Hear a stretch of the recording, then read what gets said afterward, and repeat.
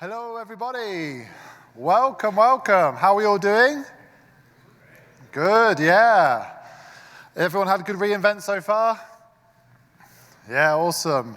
So hands up, who's using serverless today? Awesome, you have come to the right place. That is good news.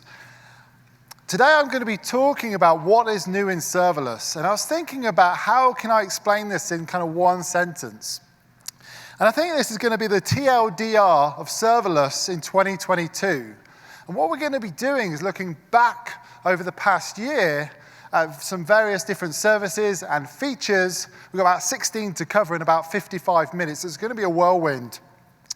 And what I want you to do while I'm talking about these features is think about your problems, your customers, your organizations. And think, as I'm talking about these features and we're kind of going to go through some use cases, think about how these things can help you in your organization. Now, before we dive in, I'm going to introduce myself. My name is Dave Boyne. I'm a senior developer advocate here at AWS.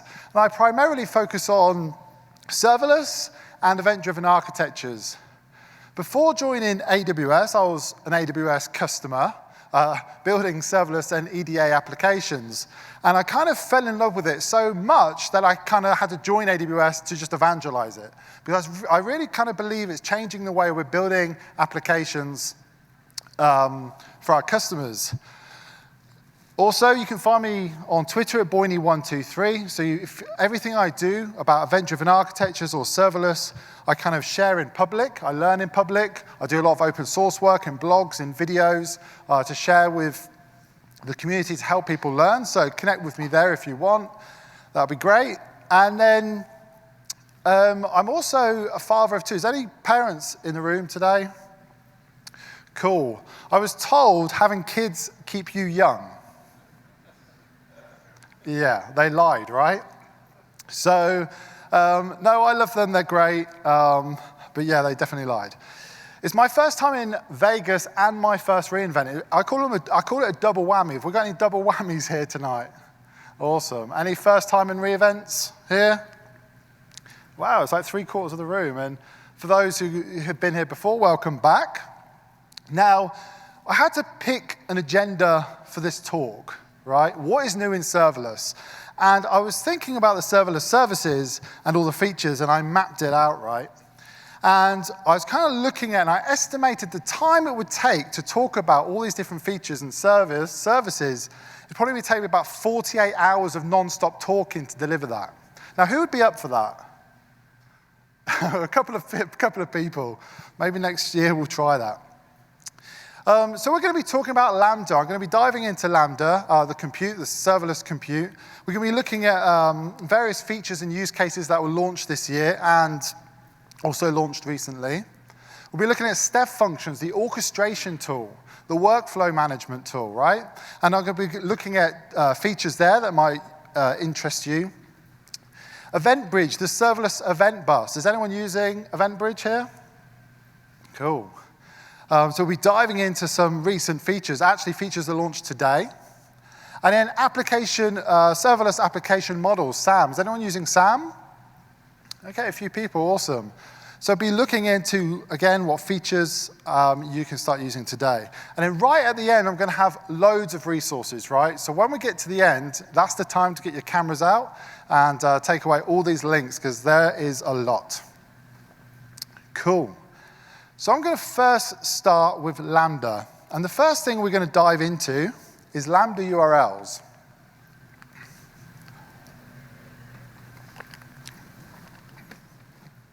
So how can I explain Lambda URLs? And it's the ability to go directly from the client to your Lambda function over HTTP without the need to provision extra resources. And let's have a look at some examples of this. So we have a Lambda function talking to DynamoDB. This is a very typical kind of serverless application here. And then here on the left, we actually have a client that wants to invoke the Lambda function to either get data or put information inside of this database. Now, what we tend to do is we can provision some resources to do this, right? We can say, here's an API gateway as an example. or an application load balancer. And the client can then we can use API Gateway, put a resource onto the Lambda function to get what we want. Now, we have provisioned these resources here in the middle to be able to do that. But what happens if we could just do this? What happens if the client could just go directly to the Lambda function over HTTP? And this is exactly what Lambda function URLs are that come out earlier in the year. They are a dedicated HTTPS endpoint, which is globally unique per your function. You can point to the latest version of your function or a different alias. Now, with Lambda functions, you can also create APIs if you wanted to, as an example. Lambda functions support paths, for example. Here, we can get a customer, or we can update a customer or insert a customer. So when we create APIs, we obviously use all these HTTP methods, right? Get, post, put, options, as an example there, which is all supported. And then at the bottom there, you can see we use query string parameters, again, which Lambda functions URLs support. So if you're interested in kind of, this ability for the client to talk directly to Lambda, you might want to be interested in this scenario. Here, Lambda URLs also support metrics, so the latency, the number of errors. So you can get this in CloudWatch and start creating some dashboards if you're interested there. Now, if we look at some use cases of Lambda function URLs, here is a prime example of one. This is a fan-out request kind of response model, where the client talks directly to a Lambda URL, and then we use SNS to fan out to other consumers. These consumers, as here as an example, can just process this, an image, as an example there, and put it into S3. Another common use case of Lambda URLs would be webhooks. So we provision resources, we set up URLs all the time to integrate between two different services.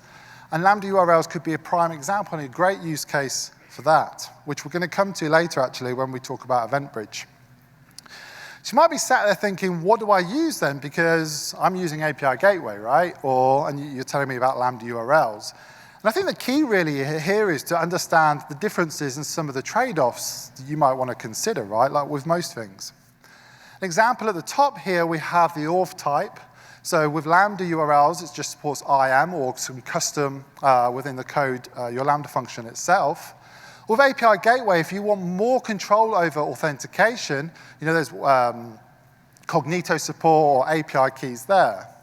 They both support HTTPS. And the interesting pattern here that you might be interested with your use cases is this max timeout. So Lambda URLs have a max timeout of 15 minutes, whereas API Gateway has 29 seconds. Now, why is that interesting? Because it allows us to do some long running processes over HTTP, as an example there. Costs with Lambda URLs are free, because we just pay for the invocation time and the compute time of that, whereas API Gateway comes with a cost there. So for me personally, when I see the two differences in what I would use as an engineer, I would kind of lean into Lambda URLs, maybe as a kind of getting started thing, or if I'm integrating with webhooks, which, come on, we do this all the time, so I might be interested in using that there, or longer workloads. Remember that 15-minute timeout. And also with API Gateway, if you have multiple Lambda functions, maybe you want to lean into API Gateway and link the resources there, and added security or REST APIs. So the key there really is just to understand what Lambda can now offer with the URLs, and again, with your use cases in your business, is that a feature that can help you? So the next one we're going to look at is Lambda snapstart.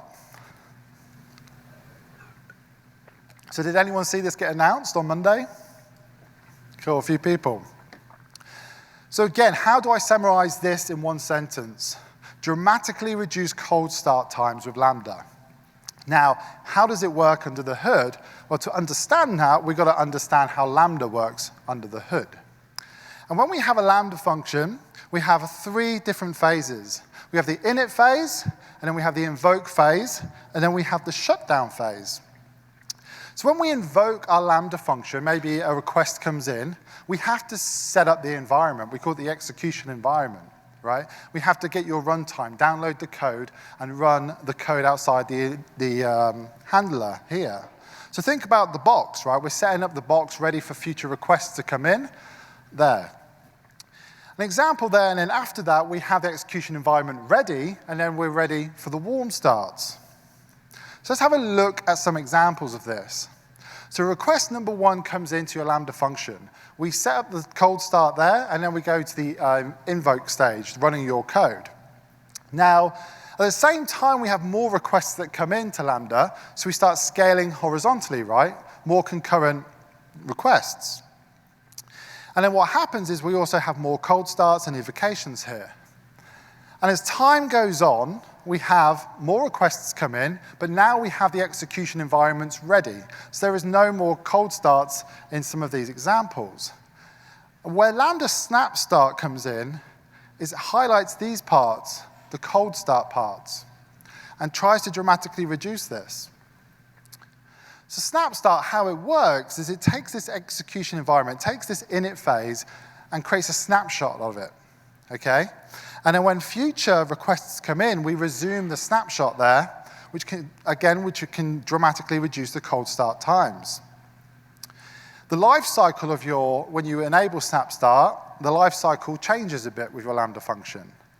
First, we make the request to Lambda, and then we identify as an execution environment available. If it's not, we check if the snapshot is available. And if it is, we resume that. And if it's not, we create that. And then we go to the invoke handler and we complete that. And what snapstart allows us to do, what snapstart is offering, is like 10 times faster cold starts, again, which this was released on Monday. And this is initially for Java runtimes. We've got any Java engineers here? Cool, so yeah, good number. Initially for Java runtimes, so again, if you know any Java engineers or you're interested, recommend checking this out. The next one we have is telemetry API. Now I read that as telemetry API. Does anyone else do that? Yeah, a few people, yeah. So if I say that, you know what I'm talking about. Telemetry API.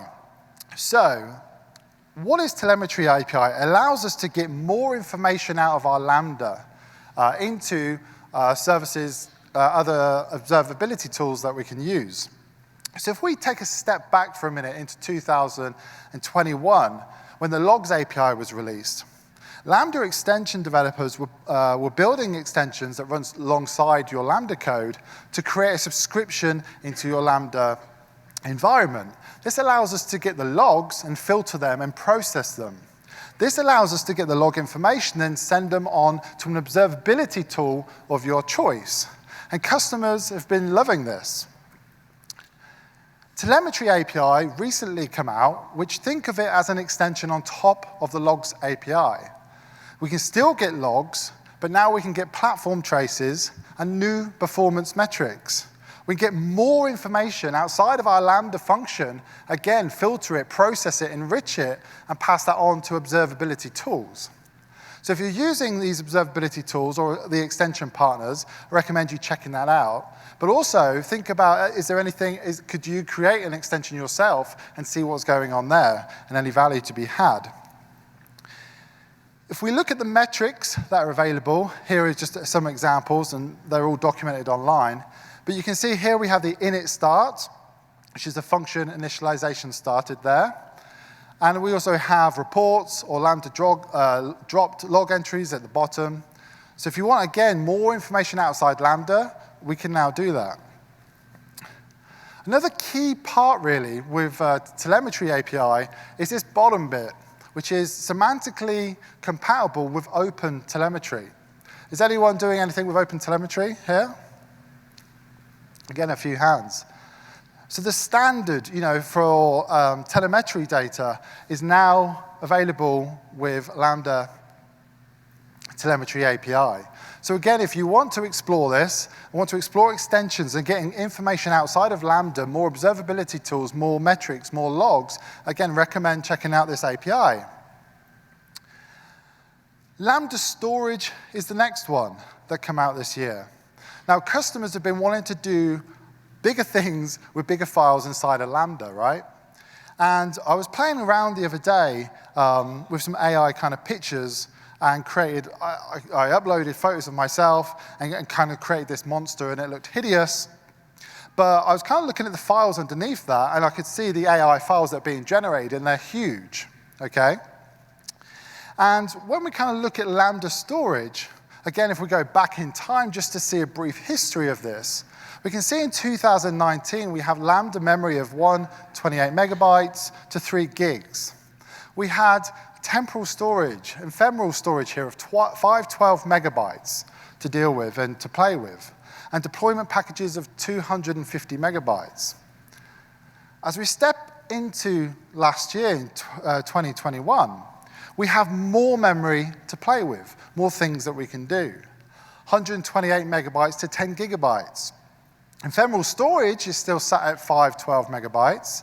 Deployment package is huge, 10 gigabytes. Now this year, we announced this 20 times increase with the temporal storage up to 10 gigabytes of information. Now, why would you want to do that? Why is this interesting? Because you can kind of now process large PDF files, as an example, large AI files, or these models that I'm doing. I can now put them in this temporal storage and do something with that. And the key thing really to remember if you're looking at this and you want to play with this, just remember it's ephemeral storage. So assume that nothing is in there between your Lambda evocations, just to be on the safe side there. But as you can see, the pricing model is included and charged over 512 megabytes.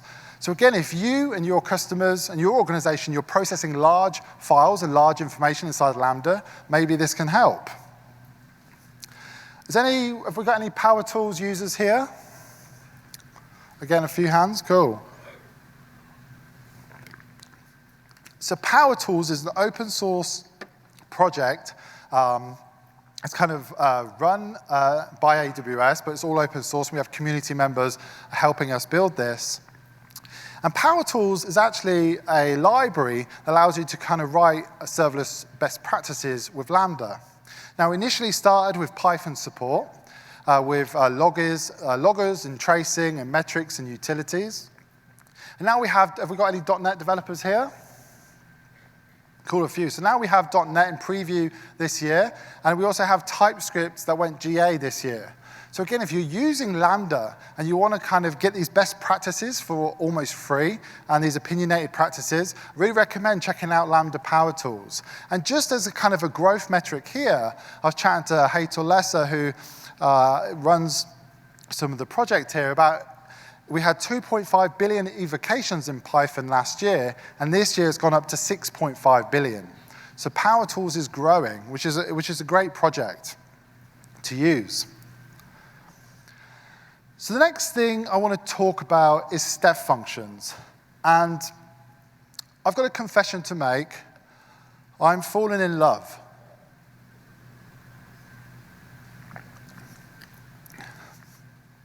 And I wanted to see how weird that would get, and it got weird pretty fast. But is anyone using step functions? That's awesome. That's great. It's about half the room here. Step functions, the orchestrator, right? State machine, being able to orchestrate workflows with 200 different services, 10,000 API calls.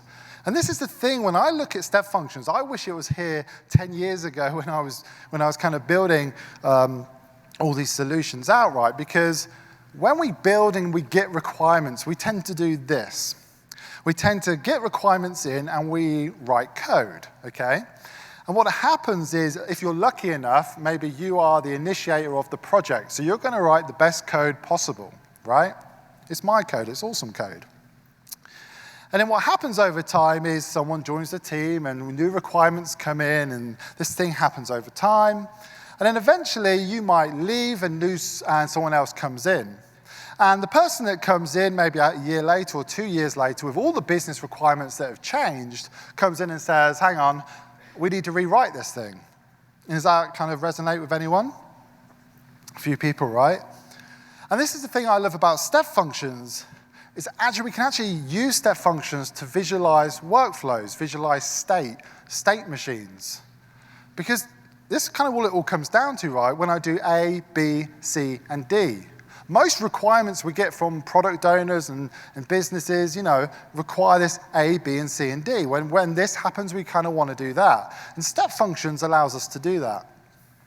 And last year, we released the Step Functions Workflow Studio, which is a great way to kind of drag and drop elements inside your state machine and see and explore what is going on. Now, what has changed this year? What has come out with Step Functions this year that might be of interest to you? And one of these things is intrinsic functions. Is anyone using intrinsic functions? Cool, a few hands. So what intrinsic functions are ways to simplify your state machines and reduce costs, okay? And we had some intrinsic functions before in step functions, and customers have been wanting more and more intrinsic functions. And this year, we actually released 14 more intrinsic functions. And just to show you an example of how it can reduce and simplify your step function state machines, here is an example. Now, on the left, this is the bit I love about step functions. No one in this room has seen this slide before, but I can almost guarantee most of you could probably work out what is happening, right? Because it's a visual state machine. So here on the left, we get some information. That's a restaurant, for example. We got DynamoDB, and we want to sanitize an order. We have an order, and we want to make sure is the order in the array of items from DynamoDB as an example there. So we lean into Lambda. We lean into some compute to be able to do that. And these are things we kind of have to pay for. Now, intrinsic functions allows us to kind of probably reduce the need to go to Lambda in this example. We can actually use array contains intrinsic function just to say, okay, here's an array of information, and is my item in that array? And this is just a basic example, but you can mix and match intrinsic functions again to simplify your state machines. And there were 14 that were released earlier this year. I believe it was July or September. And they can be kind of put together in 6 different categories. So arrays, we can create arrays with intrinsic functions. We no longer have to kind of lean on compute to do that. So we can do this within the state machine itself and let step function service do this for us. We can split arrays. We can check if items are in the arrays. In the middle here, we have JSON data manipulation. We can merge JSON objects together. We can stringify or parse JSON. Just basic data manipulation tasks that we need to do all the time. We have encoding, base64 encoding, decoding we can do now within our state machines. Math operations, string operations, and also generating UID IDs within our state machine. So we no longer have to go back to the compute all the time to do this, and we can simplify these things. Here's an example of what they would look like. So if you create your state machine, again, states.uid there would just create you a UID within your state machine. So again, remember A, B, C, and D. In C, if we wanted to create a UID, we can kind of lean in to do that. We create arrays, create an array with states.array, or states.hash, which we can hash any given inputs there. So if you're using step functions, if you're not using step functions, and if you ever come to use step functions, I really recommend just looking at the intrinsic functions, again, just seeing how they can simplify your workflows and hopefully save you money there. Another cool thing that was released this year was the observability of state machines, right? And when we create state machines with step functions, this tends to happen. It kind of goes down the stack, and then you might get an error along the way.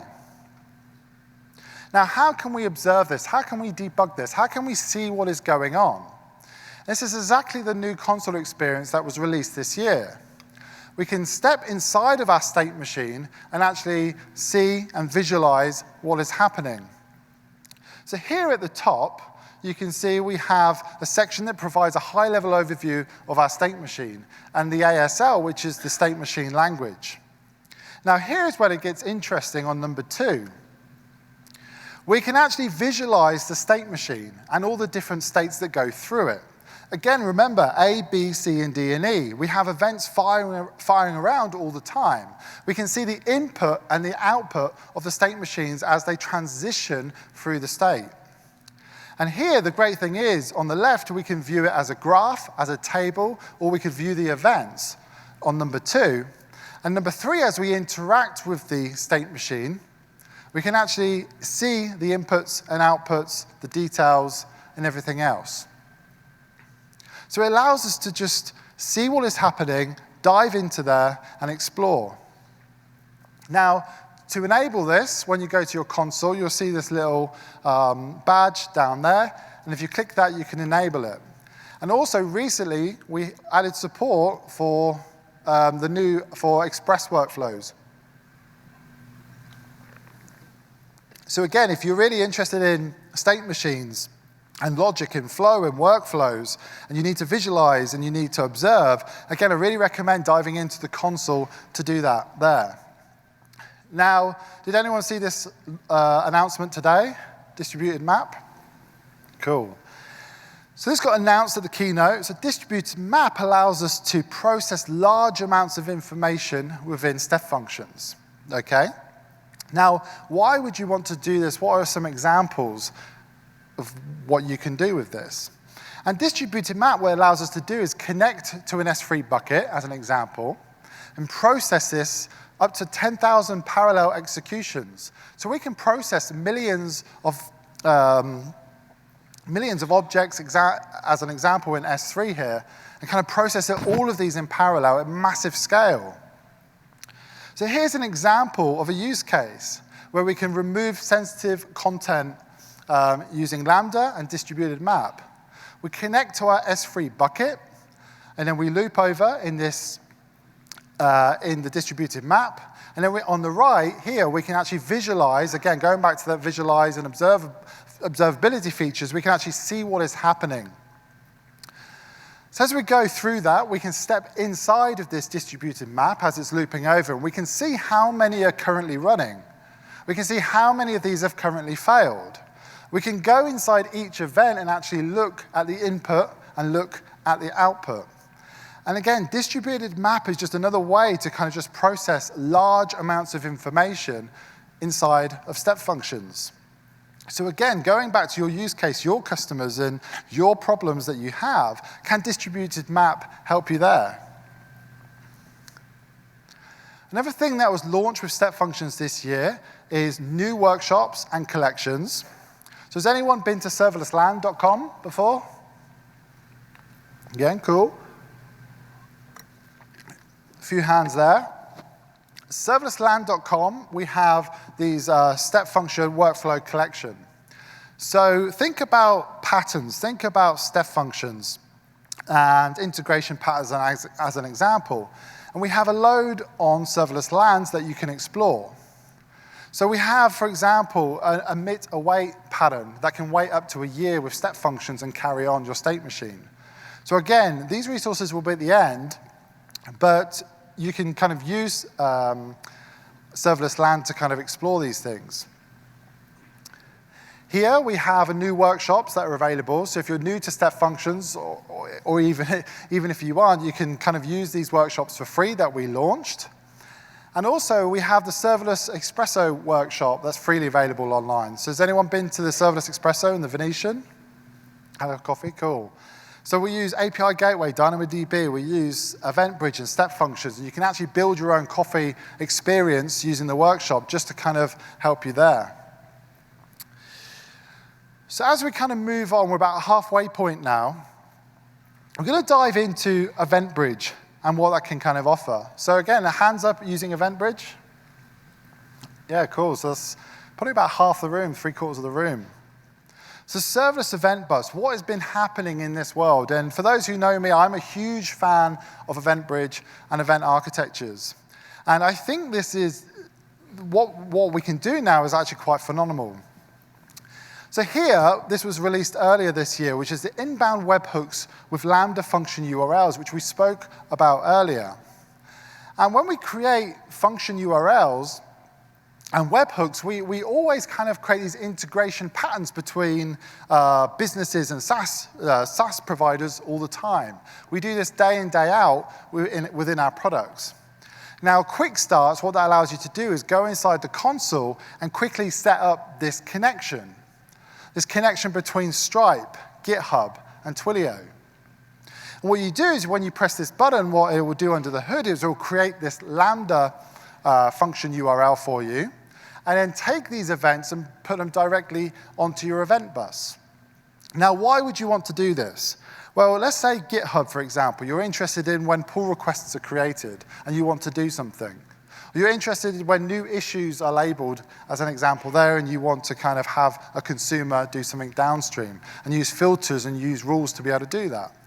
Stripe, as an example. Here, the ability to see when a direct debit has failed, or see when someone has paid for something. Again, getting these webhooks out of these systems into your own AWS accounts, and just again thinking about the use cases here. And as we talk about integration patterns and events, we talk about like bi-directional events. Why, an example here would be why use webhooks at all? Why can't we just connect directly to other businesses?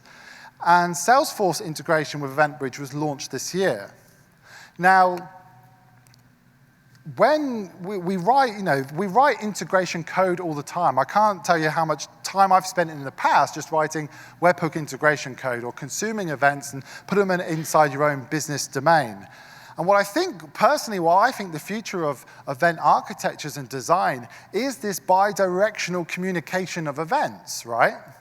An example here, this is how this works with the Salesforce integration, is Salesforce has their own kind of internal domain and own solution here. You can see here they have the event relay. What this does is actually push events directly onto the event bus. Now, as consumers, and we control our event bus, we can add consumers and targets downstream there. And then we can use API destinations to go back to Salesforce once we've kind of completed some tasks. So an example of this would be Salesforce, if someone left a comment in Salesforce or a review in Salesforce for us.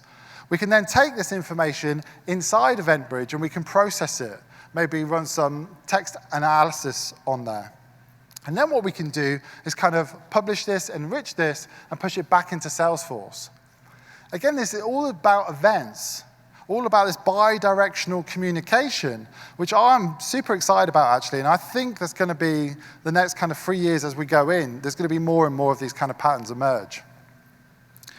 And if you're interested in direct integrations with Eventbridge, we actually have over 40 different SaaS integrations that you can see. So if you're using any of these on the screen, and there are more online, I recommend having a look there.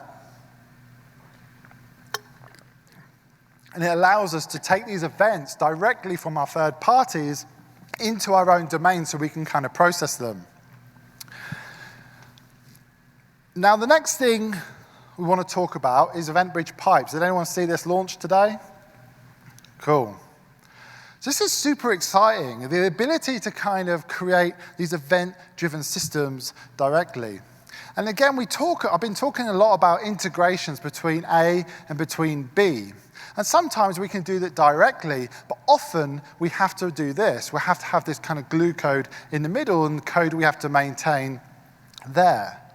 What Pipes allows us to do in some certain scenarios here is kind of remove this glue code and create these event-driven systems that can connect to each other. So with Pipes, for example, now, we can have SQS talking directly to step functions without needing to write any extra code. We can have Kinesis streams talking directly to Kinesis streams, as an example. Or DynamoDB, again, streams talking directly to Eventbridge. And we're going to go into some use cases in a minute. Now, the big thing I like about Pipes is the enrichment phase. Being able to enrich data before it gets downstream to consumers. As you can see here, you can use Lambda or step functions to do that, but you can also use API gateway or API destinations to do that. So think about your code. Think about where would you want to enrich? What API service do you need to talk to? And the thing I love about these patterns is the producer can produce the events downstream.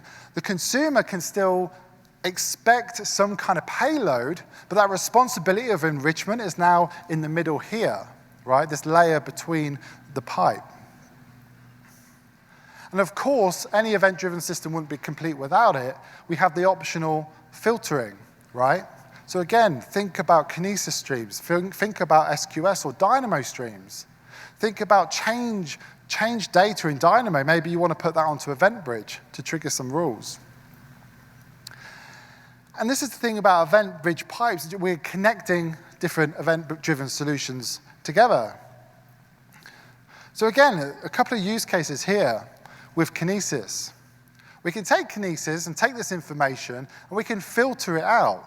In this example, we take the orange circles, and we kind of filter that out and put it downstream to the enricher. The enricher then takes that information and maybe talks somewhere to get more, and then push that onto a new Kinesis stream. Just new serverless patterns that are available to us. SQS to step functions. This is pretty big, right? Customers have been wanting this all the time, this direct integration without needing to kind of provision and manage this glue code in the middle ourselves. We can take SQS directly to step functions, or, optionally enrich here, talking to Dynamo, enrich some information, and put it on to the downstream consumer. And here, this is a pattern that I quite like, actually, is using DynamoDB streams to trigger Eventbridge events. Again, why would you do that? Think about some kind of domain event. So you create a user, you've updated some user in some DynamoDB database. You can actually use the stream to then talk directly to Eventbridge without you needing to call or create this event yourself, maybe in a Lambda function here.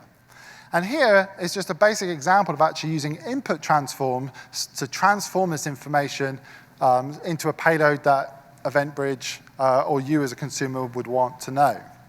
So again, if you're interested in these patterns, what I'm interested with pipes is just to see what customers will do and what we can do as engineers with new serverless patterns there. The next thing I want to talk about is Eventbridge Scheduler. And has anyone seen this launch a few weeks ago? Cool. Okay. Creating schedules for users that can scale to millions. Now, why would you want to do that? We can create schedules today, right? Well, yeah, we can. We can use Eventbridge rules on the default event bus to create schedules. We have over 20 targets. This is what we can do. And the things to think about here are, when we create the rule onto the event bus, we are actually using the rule quota on our event bus. And we also have to do this on our default event bus. And we also can't do things like one-time schedules. Now, when you think about Eventbridge Scheduler, think about these schedules on steroids. So no longer do you need an event bus. No longer do you need to manage these rules. You can create schedules. You can create thousands and millions of schedules. Again, why would you want to do that? Think about your users, think about your applications, think about a messaging app. Remind me tomorrow, remind me next week. These are schedules, we do it all the time. Interestingly too, we can now support time zones. So I've been playing around with this recently with EC2 containers as an example to start and stop depending on where your containers and organizations or stores might be around the world. We could do one-time schedules. Again, remind me or do this in the future just once. And again, as I said down there, it's just millions and millions of schedules. And the good thing here too is we now target over 200 services, going from the 20 services, and 6,000 different API calls. So here's a basic use case that you might see. The user cancels a subscription. Now you have an option as a business to say, thank you very much, I'm going to cancel you today. But the user is paid for the whole month. So what we can do with Scheduler is say, okay, we'll give the user to the whole month, we'll create a schedule, a one-time schedule. When the schedule is hit in the future, what we'll do then is trigger this Lambda function, which will remove that customer from this DynamoDB table, as an example there. Now think about that for your users, thousands of users, hundreds of thousands of users. We can create these one-time schedules or these schedules to kind of scale to this level. So when you're looking at scheduling between either Eventbridge or using the Eventbridge scheduler itself, there are a couple of differences to know, and we've kind of been through these just now. But we no longer need to rely on the default event bus or the rules, and we can target and do these things directly with the scheduler. We support time zones and over 200 different services. This is a beautiful thing about step functions, yeah? 200 services, step functions, 10,000 API calls. Scheduler, over 206,000 API calls. So think about the patterns that we can start looking at there. Cool, so finally, we're going to be looking at Sam the squirrel. Has anyone seen a squirrel costume at reInvent, a guy running around in a squirrel costume? Yeah, so he's a guy called Eric Johnson on my team, but he's super fan of Sam the squirrel. So SAM is the serverless application model, and it can be split into two parts. The first part is the templates. We can use YAML and we can use SAM to provision some infrastructure. The second part is the CLI tool that we can use to give us a better kind of development environments locally on our machine. So SAM, what has been happening in this environment and this tool?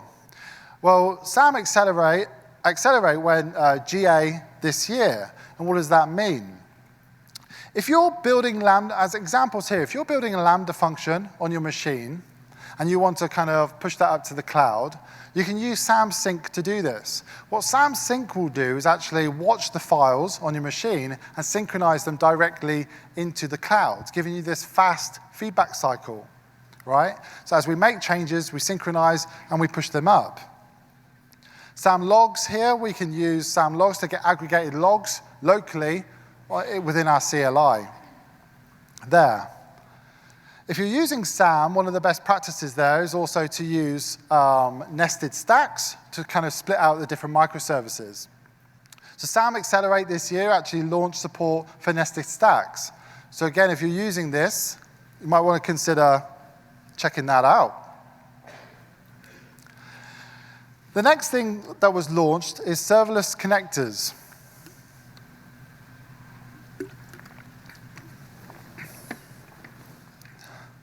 Now, we spoke about this a lot in this talk about connecting different serverless services together. Here's an example of connecting Lambda to DynamoDB. Now, when we do that out of the box, we don't have the right permissions to do this, so we need to kind of create the policies to do this ourselves. And this is where serverless connectors come in, which were launched this year.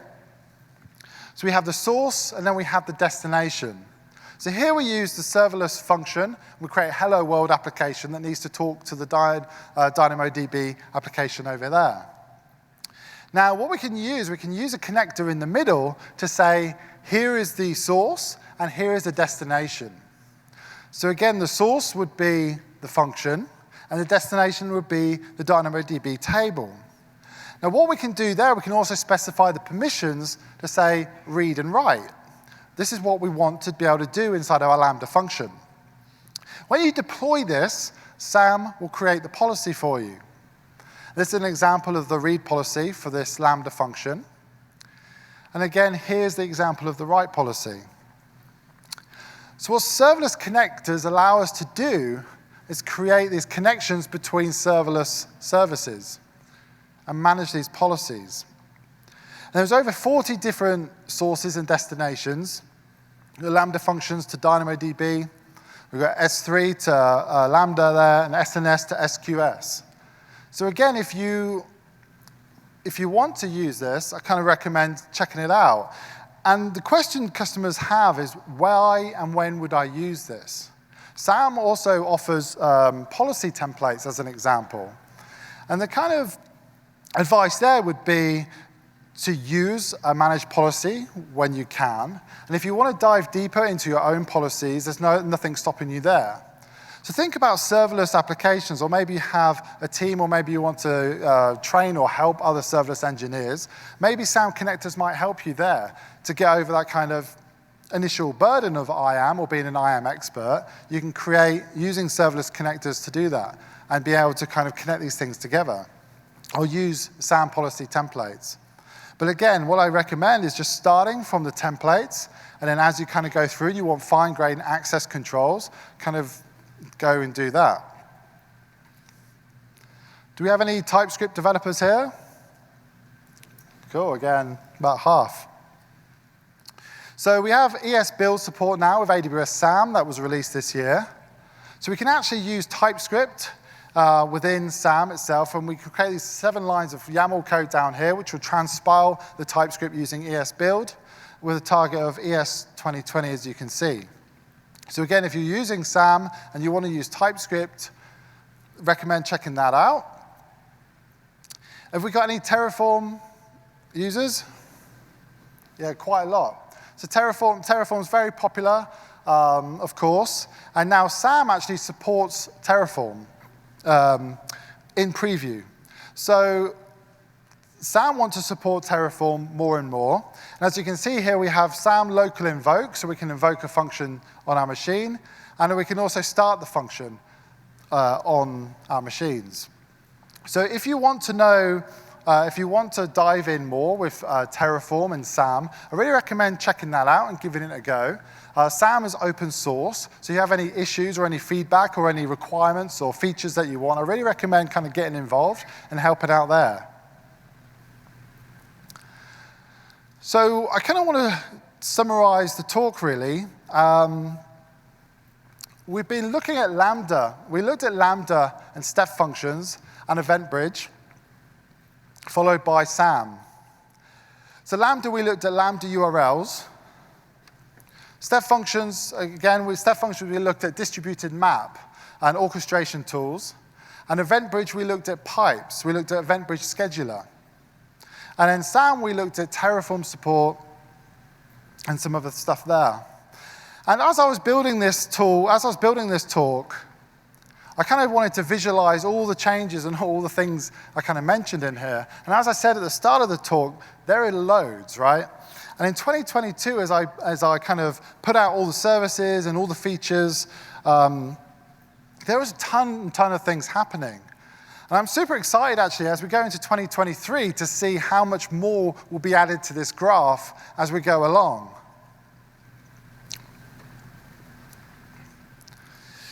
And if you want to kind of explore more serverless yourselves or your teams, I really recommend some of these resources that I'm about to share. So we have Serverless Espresso, which was at the Venetian Hall, but this is all open source code that you can check out, and we have workshops online that you can have a look at.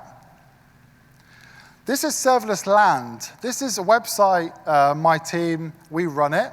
We have over 400 different patterns now with various different serverless technologies, various different languages and patterns there. We also have step functions collection, and also serverless snippets of code that might help you out. Every quarter we do, in case you missed it, serverless Q3, so you don't have to wait for what's new in serverless. So our team puts this together, and we kind of summarize what has happened this quarter. So keep an eye out for that on the Compute blog. We also have serverless office hours. So every Tuesday, we interview or we talk to, maybe it's someone at AWS, maybe it's a community member, but we just talk serverless. So again, if you're into serverless, you want to know more, we've got some resources there. At reInvent, we actually launched a new serverless learning platform. So if you want to kind of dive into serverless or event-driven architectures, there's some great resources here. And everything I spoke about in this talk, I put this resource up there. All the links to all the features are on there. So again, recommend having a look. And I just want to thank you all for coming to the session. I hope it's kind of been valuable. And I hope, as I said at the start of the talk, about your customers and your use cases, I'm hoping some of these features will provide value there for you. And so thank you so much for coming. And if you can rate the session, yeah, that would be great. And appreciate your time.